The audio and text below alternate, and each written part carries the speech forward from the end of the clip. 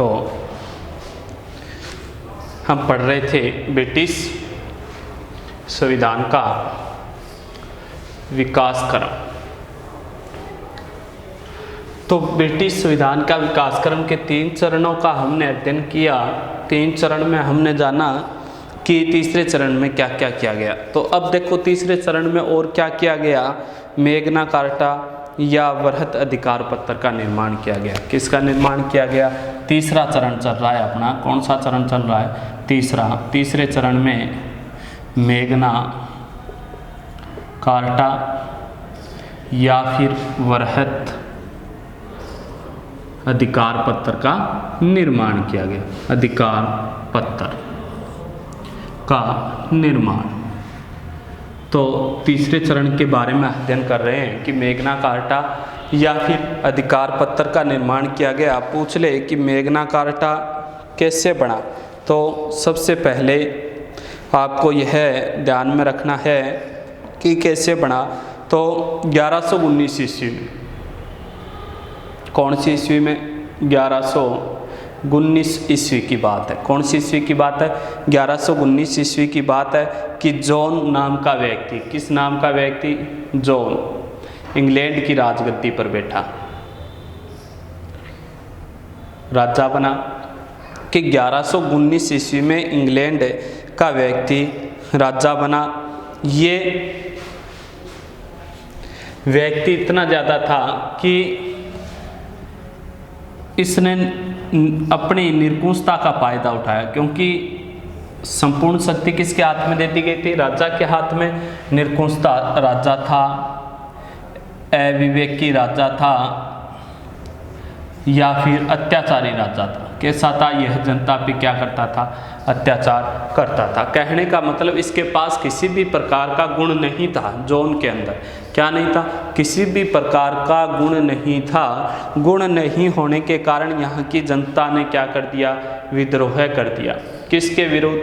कि जॉन के विरुद्ध। कि यहाँ की जनता ने, इंग्लैंड की जनता ने जॉन के विरुद्ध विद्रोह कर दिया, क्योंकि इसमें क्या नहीं था? एक भी गुण नहीं था, अवगुणों से भरा हुआ व्यक्ति था।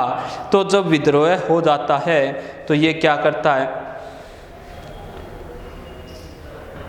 इस विद्रोह में 15 जून 1215 ईस्वी 15 जून 1215 ईस्वी में एक अधिकार पत्र पर हस्ताक्षर करने के लिए विवश हो जाता है। अधिकार पत्र पर हस्ताक्षर करने के लिए क्या हो गया? विवश हो गया, मजबूर हो गया। कि जब यहाँ पे विद्रोह किया, इतना ज़्यादा बुरा व्यक्ति था, विद्रोह करने से जनता विद्रोह कर देती है, तो ये मजबूर होकर 15 जून 1215 ईस्वी को क्या करता है? अधिकार पत्र पर हस्ताक्षर करता है। और रेनीमेड नामक स्थान पे, किस स्थान पे? रेनीमेड नामक स्थान पर।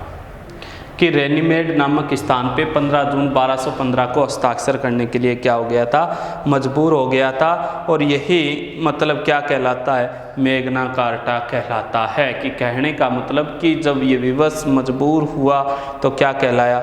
मेग्ना कार्टा कहलाया। कहने का मतलब कि जो सिद्धांत बने इसमें, वो मेग्ना कार्टा का मतलब होता है बाद में जो कानून बनाया गया, उस कानून को क्या कहा जाता है? मेग्ना कार्टा।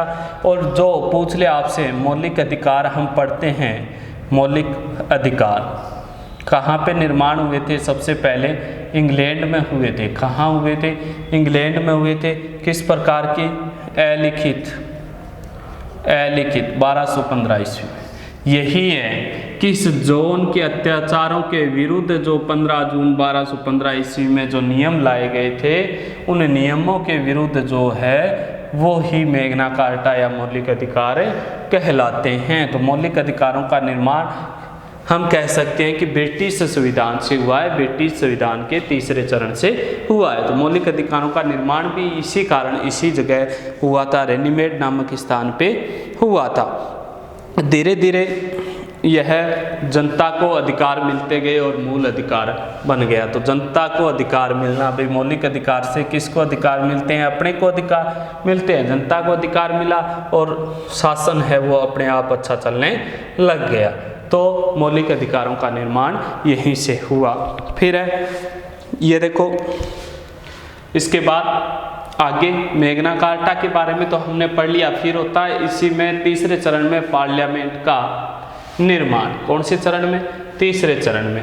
जो तीसरे चरण का नाम था प्लेंटेनगेट और दूसरा लंका ट्रीशियन। पूछ ले कि पार्लियामेंट का निर्माण, पार्लियामेंट का उदय, कि पार्लियामेंट का भी उदय किस युग में हुआ था? तीसरे चरण में हुआ था। पूछ ले कि पार्लियामेंट का उदय तीसरे चरण में हुआ था, तो तीसरे चरण का 1262 ईस्वी में। कब की घटना है भाई? 1262 ईस्वी की। कब निर्माण हुआ था पार्लियामेंट का? 1262 ईस्वी में हुआ था। पूछ ले कि 1262 ईस्वी में साइमन डी मॉन्टफोर्ट, 1262 में साइमन डी मॉन्टफोर्ट नाम का व्यक्ति था, साइमन डी नाम का व्यक्ति था। इसने क्या किया कि एक बैठक का आयोजन किया, एक बैठक बुलाई, बैठक का आयोजन कि 1262 ईस्वी में साइमन डी नाम के व्यक्ति ने क्या बुलाई थी? एक बैठक बुलाई थी। और उस बैठक के अंदर पूछ ले कि 1295 में इसने क्या कर दिया भाई? 1295 ईस्वी के अंदर इसको क्या घोषित कर दिया? पार्लियामेंट घोषित कर दिया। इसमें सभी वर्गों के अधिकारियों को महत्व दिया गया, को स्थान दिया गया। जैसे सभी वर्ग के व्यक्तियों को, जैसे पादरी है या नगरों के ग्रामीण क्षेत्र के सभी प्रतिनिधियों को बुलाया गया था। इसमें सभी को इसमें स्थान दिया गया और ये वर्तमान में भी लागू है। वर्तमान में भी इनको क्या दिया जाता है? स्थान दिया जाता है। तो पूछ ले पार्लियामेंट 1262 ईस्वी में साइमन डी नाम के एक व्यक्ति ने बैठक बुलाई थी। 1295 में इसी बैठक को पार्लियामेंट घोषित कर दिया और सभी वर्गों के अधिकारियों को इसमें स्थान दिया गया और पादरी, नगर के, और वर्तमान में यह पार्लियामेंट स्थापित हो चुकी है। और इन्हें वैसे ही परंपरा जो पहले से बनी हुई है, जो 1295 के दौरान बनी थी, वही परंपरा आज भी लगातार जारी है, वर्तमान में भी चल रही है। इसके बाद पूछ ले 4 नंबर काल का नाम। तो 4 नंबर जो चरण है, 4 नंबर जो युग है या 4 नंबर जो काल है, उसका नाम है ट्यूडर काल। क्या नाम है भाई? ट्यूडर काल। क्या नाम दोगे? 4 नंबर का ट्यूडर काल है, नाम दोगे। कहने का मतलब कि 1485 से 1603 ईस्वी के मध्य माना जाता है। कब माना जाता है भाई इसका समय? 1485 से 1603 ईस्वी कि यहाँ तक 3 चरणों तक अच्छा शासन था। पुनः राजतंत्र की स्थापना होती है। किसकी राजतंत्र की स्थापना? पूछ ले आपसे, पुनः राजतंत्र की स्थापना किस काल में हुई थी? ट्यूडर काल में हुई थी। और कैसा राजतंत्र? कठोर राजतंत्र। संपूर्ण नियम किसके हाथ में चले गए? राजा के हाथ में चले गए। कठोर राजतंत्र की स्थापना हुई 1485 से 1603 ईस्वी के मध्य। इसके बाद पूछ ले कि इसके अंदर 1485 में इंग्लैंड में हेनरी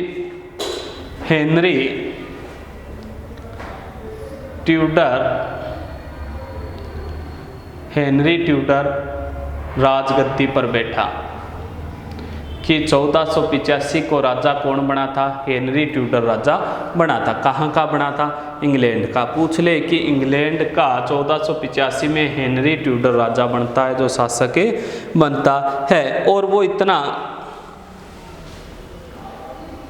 कि संपूर्ण शासन अपने हाथ में ले लेता है। संपूर्ण शासन अपने हाथों में, कि जब ये राजगद्दी पे बैठा तो संपूर्ण शासन किसके हाथों में ले लिया? अपने हाथों में ले लिया था। इसके बाद पूछ ले, उन्होंने जनता पे किसी भी प्रकार का जनता पर किसी भी प्रकार का शासन सुव्यवस्थित नहीं किया और पोप से जनता को मुक्त करवाया, आज़ाद करवाया। तो ट्यूमर काल 1485 से 1603 पुनः कठोर राजतंत्र की स्थापना होती है। हेनरी ट्यूडर 1485 में राजगद्दी पे बैठता है, संपूर्ण शासन और योग्य व्यक्ति था तो संपूर्ण शासन अपने हाथों में ले लिया और जनता पे किसी भी प्रकार का शासन है वो अच्छा नहीं किया और पोप से जनता को क्या कराया था, आज़ाद करवाया था। बाकी नेक्स्ट